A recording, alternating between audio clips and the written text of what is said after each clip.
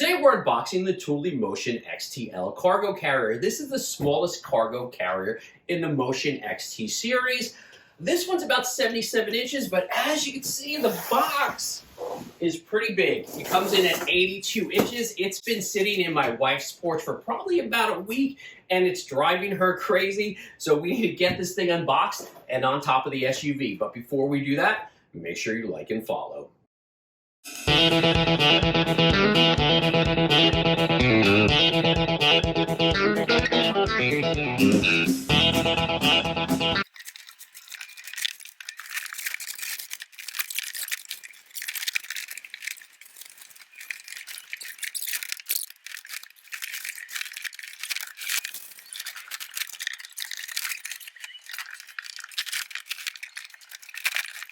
So we got it out of its box.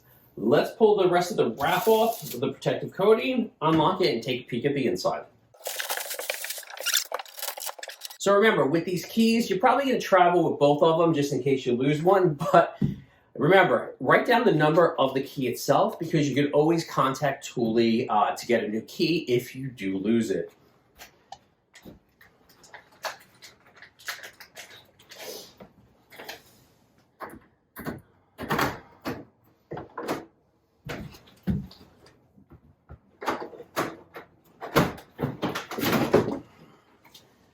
As you can see, there is a box just to hold it up.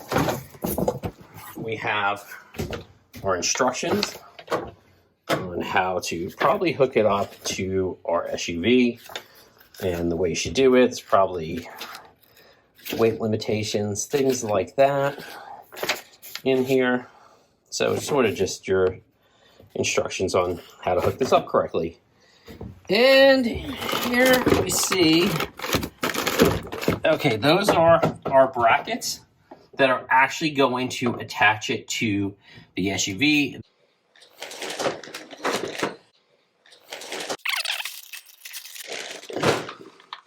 So we have our brackets. There should be 4 of these.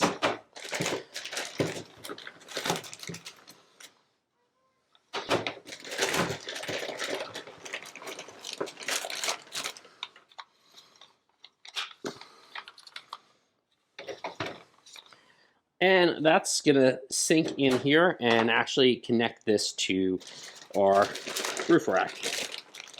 And then we have 3 ratchet straps. This actually opens from both sides. It's one of the cool features about the XT. There's another version that actually does it too, but I think this one, if I recall when I was looking, this one had a better locking system with this 3-point locking system. So you have all 3 points that lock. So you know it's going to be secure when you lock it. We also have cargo straps in here. So you can strap stuff down. And let's listen to what it sounds like when it closes. How you know it's secure. So now you know it's secure and you see your lock change. You no longer see the red. Now let's get this on top of the Grand Cherokee.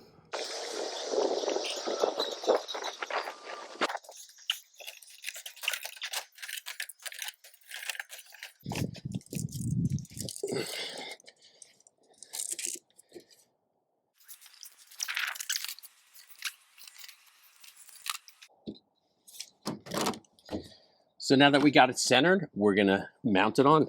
So we're gonna center this over the crossbar and we're gonna pop this right in.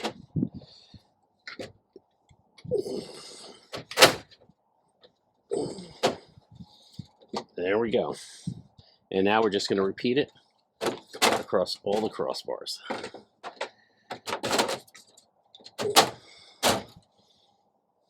And now we're gonna jump over that side and do the 2 over there.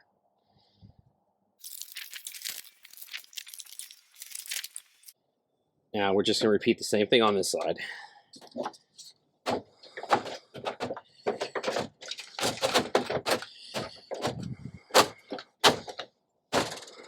First one.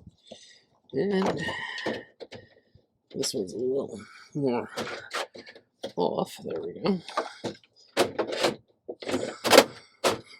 And now that those are in, we're going to tighten this until we hear a click.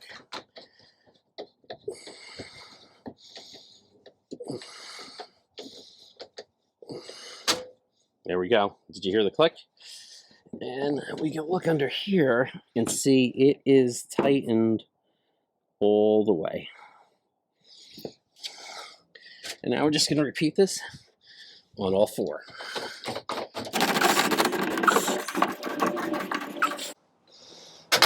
There we go. And we're going to jump over to the other side again and do the same thing. Okay, that was the last one. And as you can see, underneath here, we have the front two locked. And we have the back two completely locked.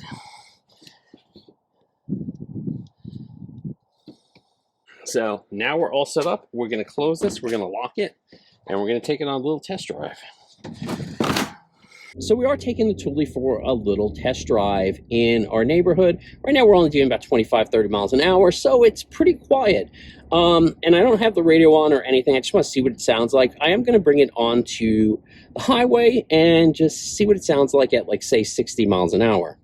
So we're doing about 60 right now, and honestly, there's a little bit of noise, but nothing the radio wouldn't drown out.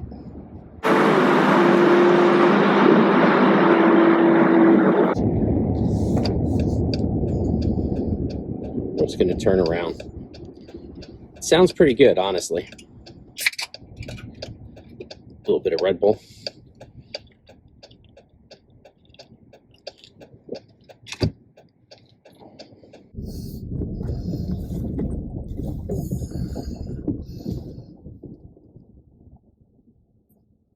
It only took about maybe 10 minutes to install, and that was actually with filming, but it looks pretty good.